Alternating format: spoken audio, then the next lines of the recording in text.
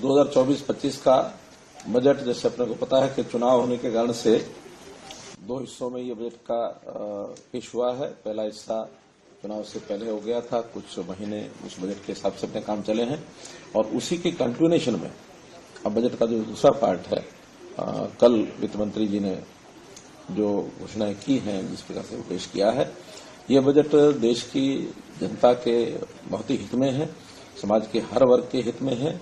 विशेष तौर पर महिलाओं के और किसानों के हित में बहुत सी योजनाएं जो बताई गई हैं।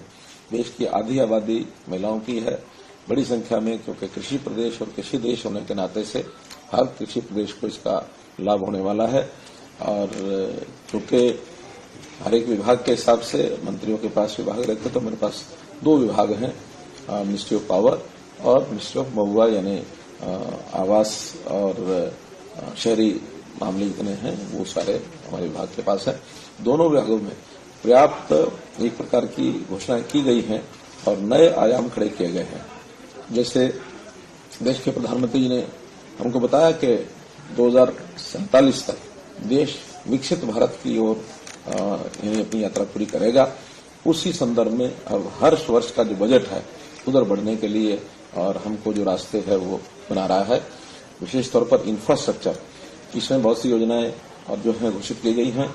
अगर मैं शहरी क्षेत्रों में बात करता हूं तो जो प्रधानमंत्री आवास योजना अर्बन में 1 करोड़ नए मकान ये बनाने की बात कही गई है और जिसके अंदर 10 लाख करोड़ रुपए का इन्वेस्टमेंट होगा।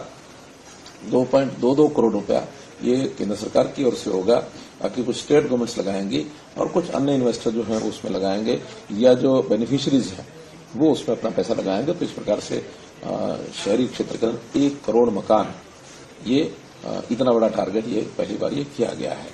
तो इसी प्रकार से जो बड़े शहर हैं उसमें 100 बड़े शहरों को पेयजल आपूर्ति, पानी का निष्कासन, सीवरेज और सॉलिड वेस्ट मैनेजमेंट के प्रोजेक्ट्स ये सब भी घोषित किए गए हैं, ताकि शहरों को इस प्रकार की सब सुविधाओं से आगे बढ़ाया जा सके।